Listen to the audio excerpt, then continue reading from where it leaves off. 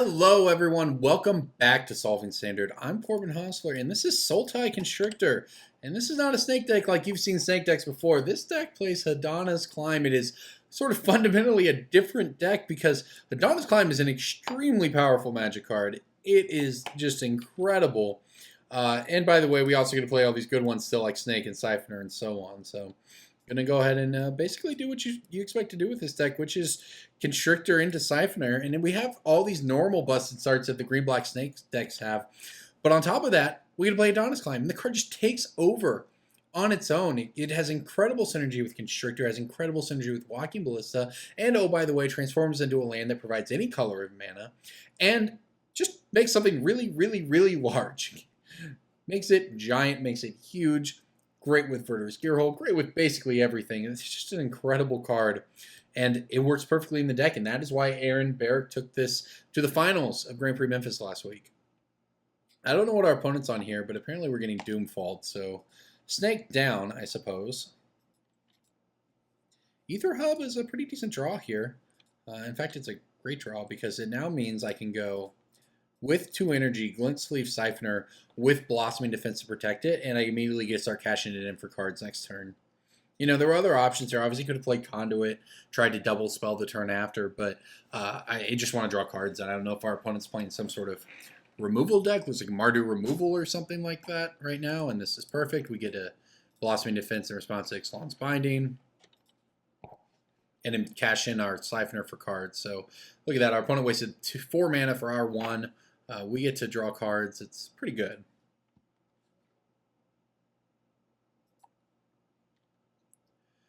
No land there, though, which, won't lie, was kind of the point of doing what we did. Alright, well, we'll get in there with a Siphoner at least. This gives us 1 energy. We'll play the Servant of the Conduit here. Will give us a couple more energy. That Blossoming Defense was just so good there. And this is really important because it means our opponent has multiple things they have to deal with, right? If they take out the Siphoner this turn, then we have mana next turn. If they take out the Conduit, then we get to draw cards. So, you know, they could certainly have a mass removal spell, you know, a Sweltering Suns or a Fumigate or something here. It's pretty good against us, but we'll see what it is they're working with. No double white, so it won't be Fumigate. It will be an Ixalan's Binding. All right, well, Ixalan's Binding number 2 does work. I assume they're taking our Siphoner. So they actually do blank a card in our hand, but, you know, mission accomplished for us regardless because we get to play spells, which was the point. And I think I'm going to leave with a Jadelight Ranger here. Seeing the land would be pretty good. Well, I guess I'll put that Glint Sleeve Siphoner into the graveyard. We won't be casting it. And I guess I'll put this Jadelight Ranger into the graveyard anyways. No, I actually kind of just like casting another Jadelight next turn. We'll pass. We're missing land drops here, but our opponent's clearly playing some sort of, you know, removal, control-y, mid-rangey deck. And we just have a bunch of threats. And, you know, as it stands, we can currently cast everything. If our opponent had mass removal, they would have used it last turn. So, you know, we could get blown out if they take out our Servant of the Conduit here and we have Jadelight on top. Although, you know, we could cast it and try to draw some lands at least, but we'll see what they opt to do here. Planeswalkers are pretty good against us too. Ooh, Mastermind's Acquisition.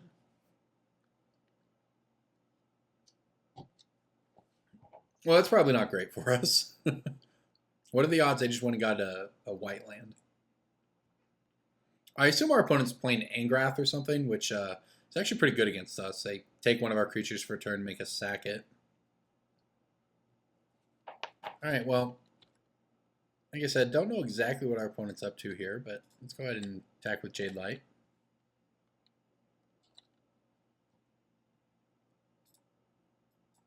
Alright, well that worked. Let's try Jadelight number 2. This one definitely we need to find lands off of this one.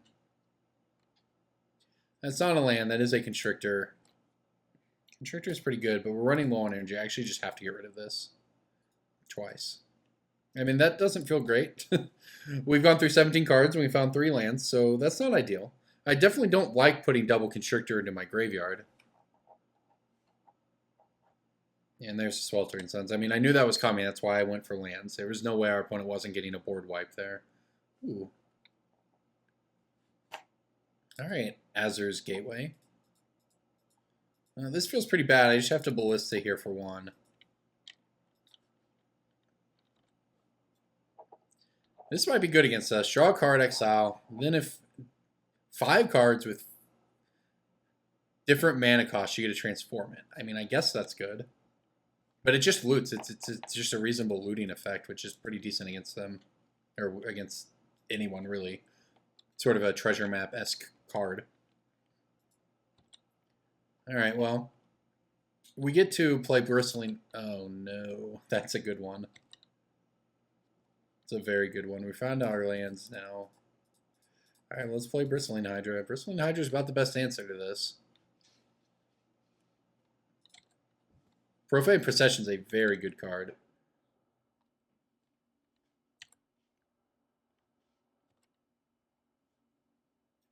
Oh, they exile. I see. They exile to Plains, yeah. Well, our opponent has 3 cards in hand. They can loot with this. This is a thing. Profane Procession is certainly a card. Oh, no. Oh, that's a disaster for us. Yeah, just like that, we might be dead. I don't know what I'm supposed to do here. I guess I'm supposed to play my threats, but... I mean, we're pretty wrecked by this card. I think our deck is good against our opponents, but missing a million land drops this game did not work out. Now I assume we're just going to flood out. Our opponent has Arch of Erasca, has the City's Blessing. I think we're probably dead here.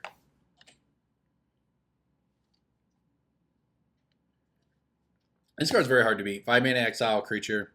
Eventually transforming, you get to put the creatures into play under your control, and it's all just horrendous for us. I mean, we kind of have to work through it, I guess. We can't even play anything now. Maybe I was supposed to keep the snakes and just try to get there that way, but... Oops. Yeah, this is a bit of a disaster. And we're not going to win. Our opponent's just going to get a draw card off the City's Blessing. They get a loot. This thing will eventually transform, which, you know, may or may not even matter. Yeah, I don't know if they're necessarily going to need more mana. It works pretty well with Profane Procession, that's for sure. And basically, I think the only way we somehow win is to draw a Bristling Hydra and just get there with that, which is, you know, a possibility, I suppose. Blossoming Defense also protects against this, but they're going to transform this thing. They're going to draw a million cards. You know, we have removal, so eventually once this thing transforms, we could kill the 3 creatures that came from it, but...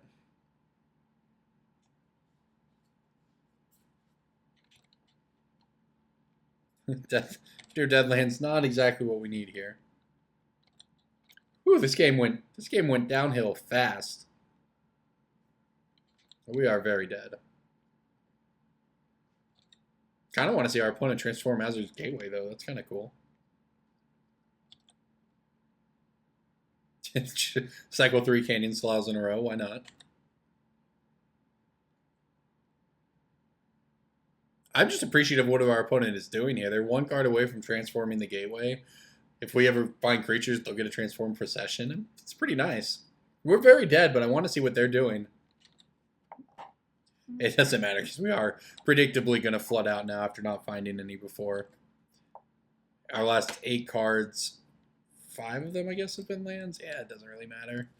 All right, well, know what we need to do next round, which is bring in all the Duresses. Look at that, they did it. Transformed. It's a land with a bunch of baggage. They didn't even need that treasure map. I just want to see what our opponent's killing us with. It might be our own creatures.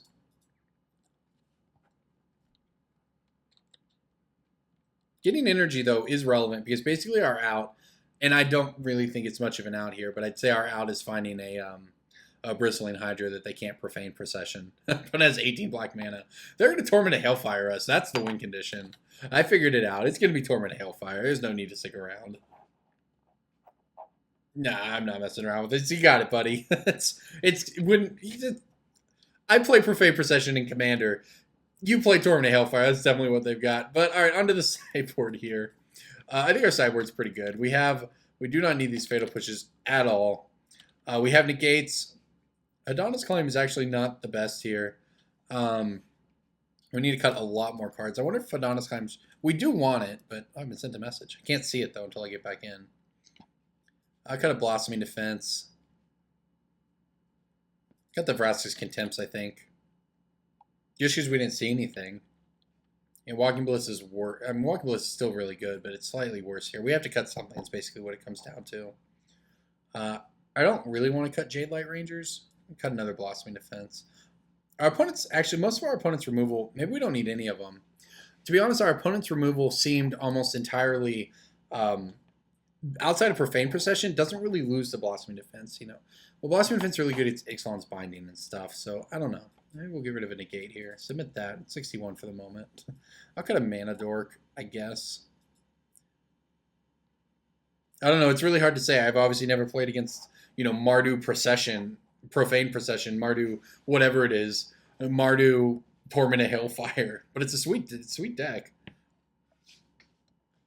This seems fine to. Thrashing Brontodon is MVP in this matchup, I think. Not to mention the duress and the negates.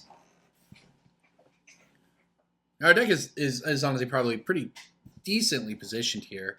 You know, the question is if we want the other negate over Bristling Hydra or something. I mean, maybe I do. Maybe over Gear Hulk, actually. I think Hydra's better than Gear Hulk. We're really, really loading up on defensive stuff here, and we're cutting creatures to an extent, I think. Maybe not. We had a bunch of dead removal to cut, too. We're certainly a much less aggressive deck right now and a much more defensively postured, but I think that's fine. You know, our opponent's playing some really expensive cards to try to control the board with the Ixalan's Binding and the Azur's Gateway and the Profane Procession. They really need to make it, and they need to lead on Sweltering Suns and Doomfalls and so on. So we'll see what we can do here.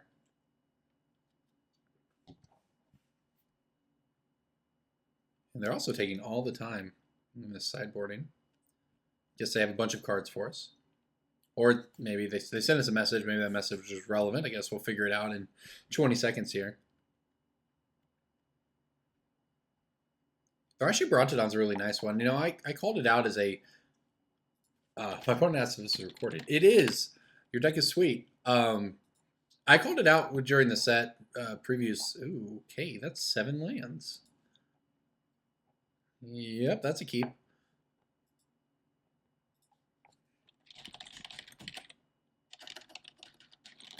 Opponent says, good luck, have fun. You too, buddy. Your deck is way cooler than mine, although mine is pretty cool. So we go probably with this hand Ballista, and, well, no, I'll probably just slam the Siphoner. It's unlikely to survive, but it's worth the payoff if it does. Yeah, we'll keep the 6. I'll keep that on top. That gives us all of our colors and 3 mana. Yeah, our opponent's got a very slow deck, though, and we have a lot of interaction. And, you know, it is worth noting we didn't draw any of it in our opening hand, and we mulliganed. So we still don't have any of it. So that is a thing to be concerned about. But, you know, Thrashing Brontodon is very good. I had a feeling that was coming. Thrashing Brontodon is very good.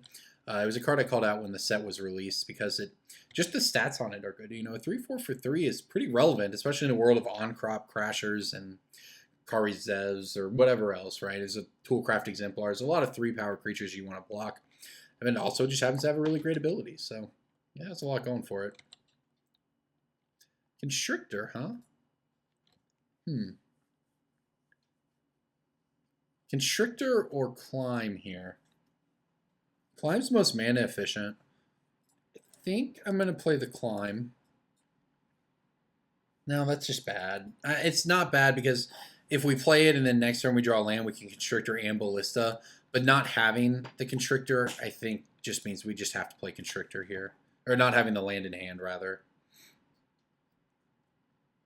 Yeah, the thing is, I do actually really like our deck against our opponent's deck, and I like our sideboard, but with the mulligan and our opponent having this cheap loot effect in play now, I don't know. Walking Bliss is, yeah, not the best threat for us. All right, well, looks like we get untap with a snake at least. Well, that's a start. Decline or not decline? Decline or hold up negate, huh?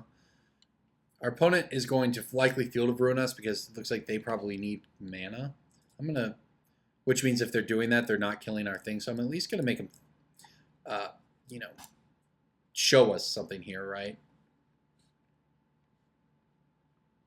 Because I think their plan is the Field of Ruin to get white mana, if I had to guess what was going on. They might just kill our snake instead. Yeah, they're just going to ballista it. Or Fatal Push it. And they get a loot. One of our opponent might have been better off Field of Ruining our Foul Orchard and then Fatal Pushing. I guess they don't get to they don't get a gateway that way.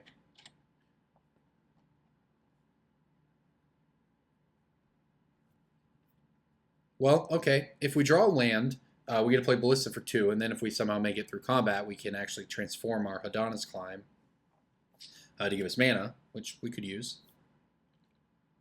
Yeah, here goes our negate. That's actually not that big of a deal, to be honest. The negate was going to trade for the Doomfall most likely at some point anyways. At least this way we can we can actually make the Ballista Hadana's Climb play happen. Our opponent doesn't, unless they follow up with, you know, land here. It doesn't look like they'll be able to mess with it. Jade Light Ranger is also very good, though, and can also flip the Hadana's Climb. I'm going to go with the Jade Light Ranger, I think. Because flipping Hadana's Climb is good, and that might happen. Oh, I'm sorry. There's a non-land card. They took our... I actually thought it was a duress effect. All right, well, that's fine. All right, so we got Snake on top. I guess I'll keep Snake up there. All right, we hit a land.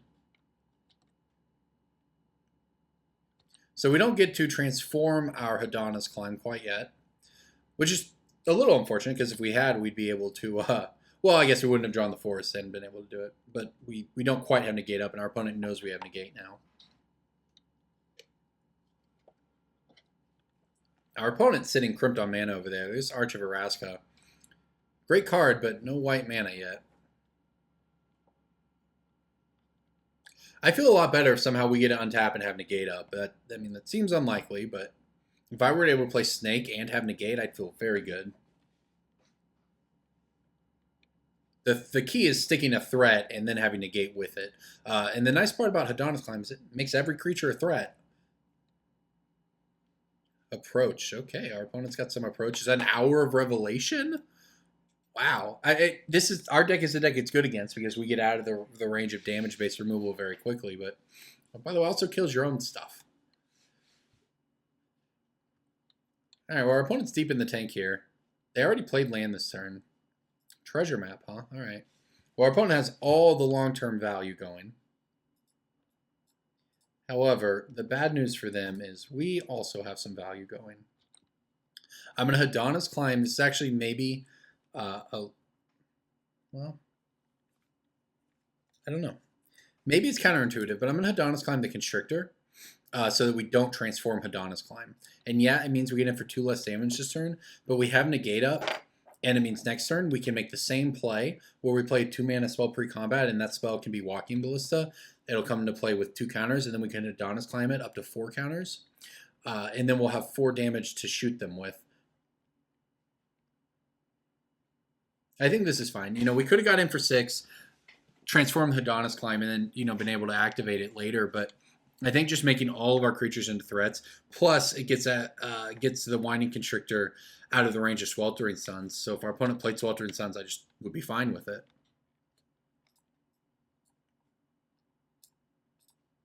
And I'm going to continue that same line here. I'm going to play Walking Ballista for 1, and I'm going to try to get in for 8 with these creatures. Hadana's Climb the Walking Ballista, which will transform it this time around. But it's the same thing, because this is 2 damage our opponent can't stop, because we can shoot them with it. And we'll get in with the team here. And this puts our opponent at a virtual 4. And they're going to do something. They're just treasure mapping. That's good for us.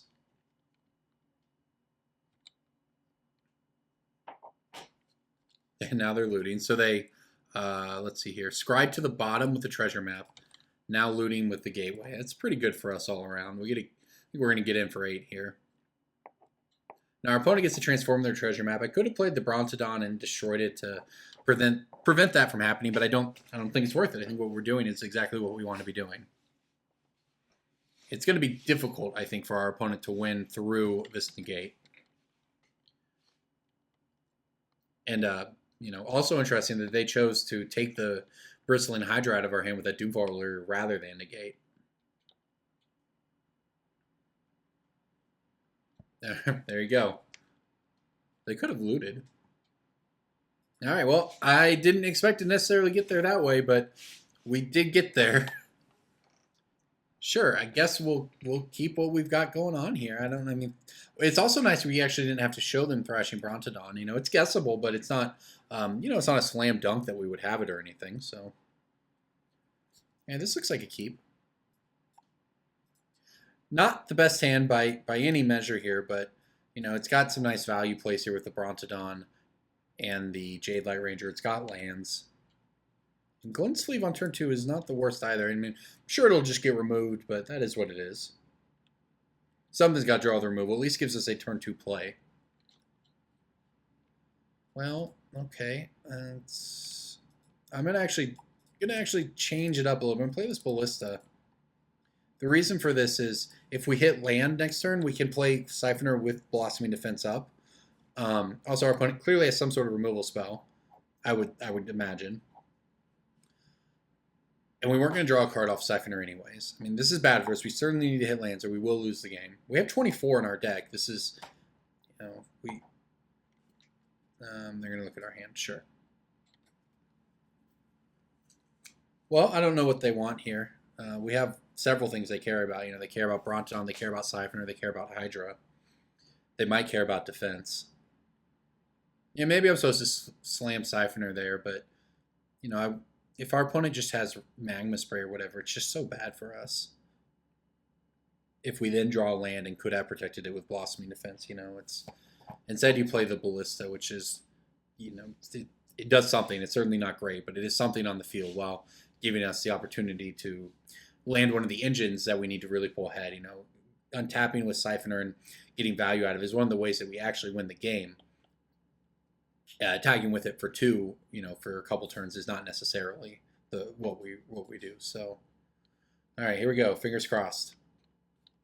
Very good at Magic. Only way it could have been better is if it would have been a Botanical Sanctum.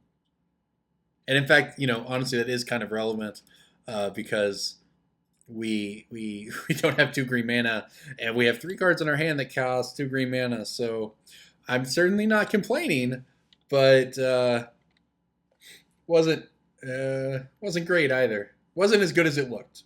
It was certainly good, but it was not as good as it looked.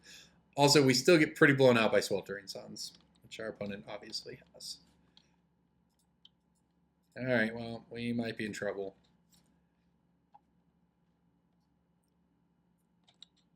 Yep, this is verging on disaster territory here. Well, that wasn't so bad. That one, now we actually even have the energy to draw a card with it. So this is, you know, we're drawing a card on the same speed we would have been otherwise. And let's see what our opponent has. You know, we beat a lot of the 4-mana removal spells here. Ixalan's Binding, Cast Out. Those things don't do anything to us. But we desperately need to find green mana. The worst part is a lot of our green mana is going to come into play tapped, even if we do find it, basically all of it. So in reality, we're actually a very long way from casting any of these cards in our hand outside of the Blossoming Defense. That's not great. There we go. We're going to have to... I mean, that's fine. I'm certainly not unhappy trading Blossoming Defense for Ixalan's Binding, but this is... Things are... We're still backs against the wall a little bit. And, you know, glad we hit the land. As expected, it comes into play tapped, which means that we don't get to draw another card next turn. Our Glint Sleeve Siphoner is probably going to hit the wayside. So I don't know. Things are okay. At least we did hit the green mana, so we do get to continue to play the game. Brontodon's going to be very good, but I don't think I want to burn it on a binding if our opponent were to binding this Siphoner, say, you know, I really need to save for some, like, Profane Procession. I don't really know what they name with Lost Legacy. Bristling Hydra, Verter's Gearhulk. It makes sense to name something we have in our hand, just to get a card, I guess. This is the one we're gonna draw. Maybe they don't want to do that. Oh yeah, with Thrashing Brontodon, that makes sense. At least we get a draw card off of it, I suppose. I don't know that I've ever seen Lost Legacy named Thrashing Brontodon, but sure, why not? Usually, ooh, and we drew a duress off of it. I like it. Please don't play Profane Procession. Okay. That's kind of fine. I mean, what do? Do they take the Gearhulk that's a threat? Do they take the duress? I don't actually know what they want to do here.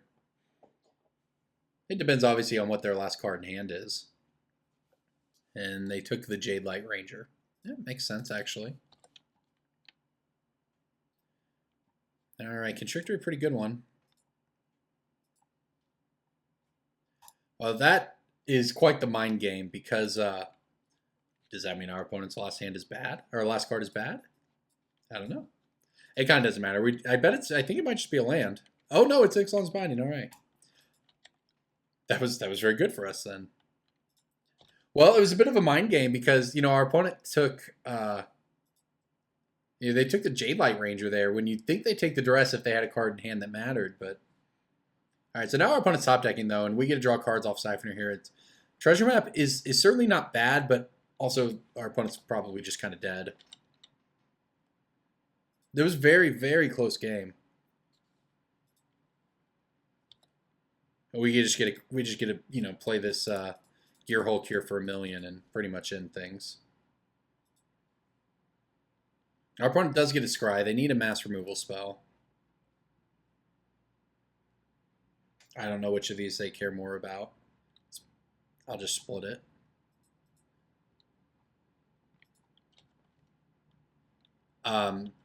It is worth noting, obviously, I could have put a counter on the Gearhulk, and that gives us an extra counter because of the Constrictor. But all I really want to do is put as much pressure as possible on my opponent, since we know they can't do anything here. There's no Settle the Wreckage coming, etc. I just want to do as much damage as possible so that we get into a position where any one card is more likely to kill them. And conveniently, with them being at 4, it would have killed them anyways, the Gearhulk. So there you go. Our opponent's deck was awesome. That was actually very, very close. Games 2 and 3, especially game 2, was a nail-biter.